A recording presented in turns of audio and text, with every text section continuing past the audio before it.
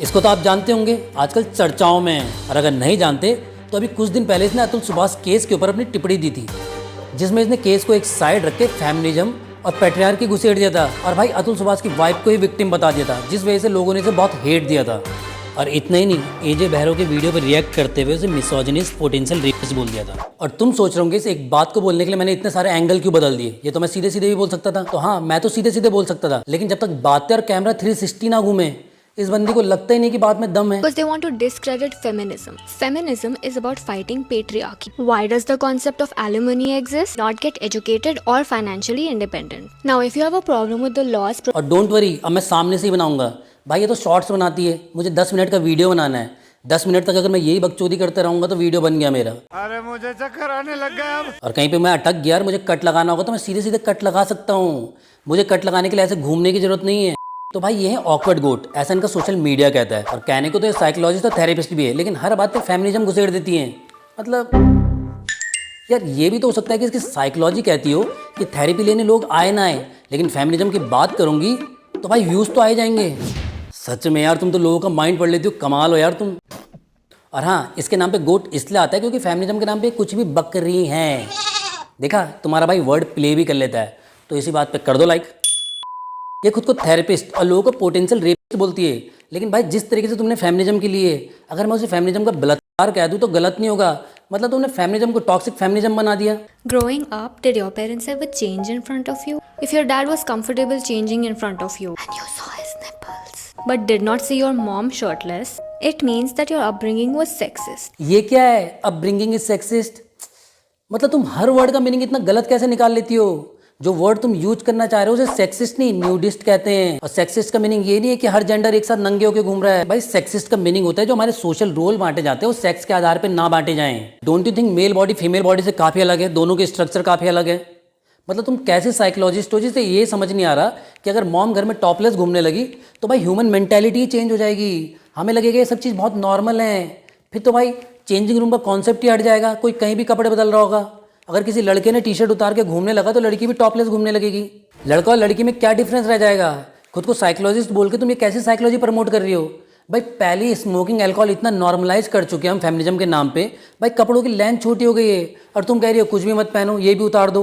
मतलब sexist sexist बोल के तुम न्यूडिज्म को प्रमोट कर रही हो, तो सीधे बोलो ना, ऐसे गोल गोल क्यों बातें घुमा रही हो? कि 2 जेंडर बने होंगे ना, कि एक माँ बनेगा तो दूसरा बाप, तुम कह रही हो दोनों ही बाप बन जाएं। फिर ऐसे कैसे चलेगा दीदी?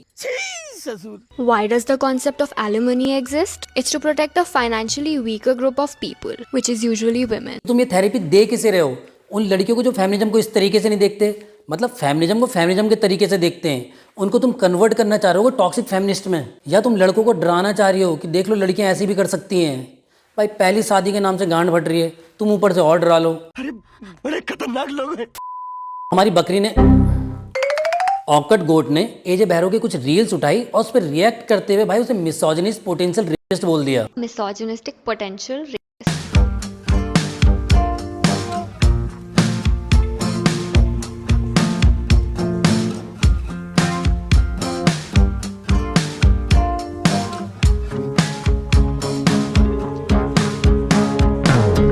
The concept of the reel is that he will cook for his partner if she's a virgin. That's literally his only expectation from his partner. अगर उसके वीडियो के अकॉर्डिंग वो वर्जिन वाइफ ढूंढ रहा है तो रहन दो उसे जिंदगी भर सिंगल। इतनी सी बात में उसे क्या पोटेंशियल रेपिस्ट बोल दोगे? यार अगर यही बात कोई लड़की बोलती कि मुझे चाहिए कि जो मेरा बंदा हो सिर्फ मेरा रहे, मेरे अलावा किसी के पास ना जाए, तो उसे आप क्या कहोगे? और अगर वही बंदी सोशल मीडिया पे आके बोले कौन से कलर की चड्डी पहने हो, तो उससे क्या बोलें? उसे जाके कलर बताएं या उसको भी कोई उपाधि दे दें? अबे साले, बेंचो, एक तो हम लड़के हर चीज़ को इतना नॉर्मल और फन वे में ले लेते हैं, वहीं दूसरी तरफ लड़कियों को एक अलग ही चुल रहती है। हर बात का इशू बनाना है, मुद्दा चाहिए होता है, पता नहीं क्यों। सही पकड़े हैं। Let's watch this one. It says, I've had 45 abortions.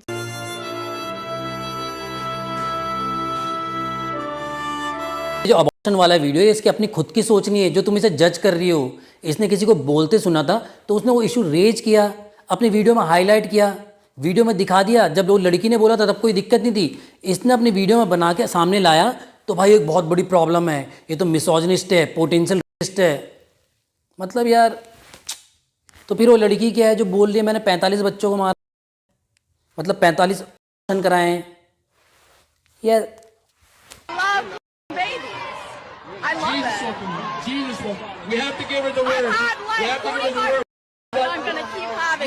इन लड़कियों को बस उंगली करनी है, जानना नहीं है कौन क्या कर रहा है। अरे भाई वो एक स्क्रिप्टेड वीडियो बना रहा है, एक कैरेक्टर प्ले कर रहा है, इसका मतलब ये नहीं कि वो ऐसा सोचता है ऐसा करेगा। भाई अगर ऐसा होने लगे तो मूवीज़ में सीरियल्स में बहुत सारे विलन्स होते हैं जो बहुत कुछ गलत गलत कर रहे होते हैं, उन सबको तो उठा के जेल में डाल देना चाहिए। क्योंकि भाई जब वो रोल कर रहे हैं ऐसा, तो हो सकता है रियल लाइफ में भी ऐसी कैरेक्टर हो ऐसा कर सकते हैं। कहने को तो हम भी कह सकते हैं ना तुम्हें, why you always targeting man, तुम्हारी मैन से ऐसी कौन सी नफरत है हम आदमियों से भैया, हमसे क्या दिक्कत है, क्या चाहते हो, चले जाए दुनिया छोड़ के किसी और गोला में। और जब इसके इस वीडियो के ऊपर श्वेताब ने अपना रिएक्शन दिया इसके वीडियो को लेके, तो बहन ने उस पर स्ट्राइक मार दिया। अब ये क्या दोगलापन है, मतलब जब तुम दूसरों की वीडियो बना के उन पर रिएक्ट कर रही हो तो कूल है, लेकिन कोई तुम्हें बोल दे तो नॉट कूल, हम स्ट्राइक देंगे। हिपोक्रेसी की भी सीमा होती है। खैर सीमा तो लड़की होती है ना, तो इसलिए वो सिर्फ लड़कों के लिए होती है, लड़कियों के लिए कोई सीमा नहीं है। जाओ। वो क्या लगता है कि एक हस्बैंड को अपनी वाइफ को प्रायोरिटाइज करना चाहिए या अपनी मदर को? अपनी mother. I don't think husband को अपनी मदर को प्रायोरिटाइज करना चाहिए, वाइफ को भी प्रायोरिटाइज नहीं करना चाहिए। Instead of such questions why don't you talk about empowering women? अबे यार वो क्वेश्चन कर रही है कि किसको प्रायोरिटी देनी चाहिए, और तुम कह रहे हो किसी को प्रायोरिटी मत दो, एम्पावरमेंट दे दो। तो क्या लड़की एम्पावर होने के बाद ये क्वेश्चन नहीं करेगी? क्योंकि भाई लड़के तो अपनी माँ के पास जाना नहीं छोड़ सकते हैं। And unless you sleeping with your mother, this question makes zero sense. मतलब ये क्या बात हुई कि मतलब तुम माँ के साथ नहीं सो रहे हो तो इस क्वेश्चन का कोई सेंस ही नहीं बनता है। देखो सेंस तो हर किसी बात का है। अगर लड़का माँ का घर छोड़ के बीवी के साथ रहने लगे तो माँ कभी एलिमनी मांगने नहीं आती, लेकिन वहीं लड़का अगर बीवी को छोड़ के माँ के साथ रहने लगे तो भाई बीवी एलिमनी तो मांगेगी, साथ में 3-4 फेक केसेस भी डाल देगी। सही पकड़े हैं। By the way, even the husband can get alimony if the wife earns more than him. Alimony is not just for women. If you have a problem with alimony, just marry a woman who earns more than you. है ऐसा भी होता है क्या? मतलब लड़की अपने से कम कमाने वाले के साथ शादी कर लेती हैं? यार फिर तो आजकल लड़कों को कुकिंग का बहुत शौक है। तुम एक बार मौका तो देके देखो, हम फेमिनिज्म की तरह मैनिज्म नहीं लाएंगे, ट्रस्ट मी। हे भगवान तेरी लीला अपरंपार है। Which is usually women, because they're usually encouraged to stay in the kitchen, not get educated or financially independent. देखो फेमिनिज्म तो जेंडर इक्वालिटी के लिए, लेकिन ये लोग पता नहीं कौन से फेमिनिज्म की बात कर रहे हैं।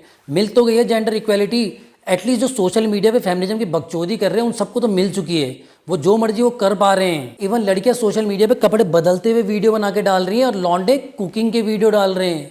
तो माताओं बहनों और कितनी जेंडर इक्वालिटी चाहिए तुम्हें? I also get to hear horror stories of them going to other therapists who treated them really badly and caused them harm. How do you find a good therapist? I've decided to start this thing called the Friendly Couch. ठीक है, मान लिया तुम बहुत अच्छी therapist हो, लेकिन तुम हर बात पे हर टॉपिक पे फेमिनिज्म घुसेड़ देती हो।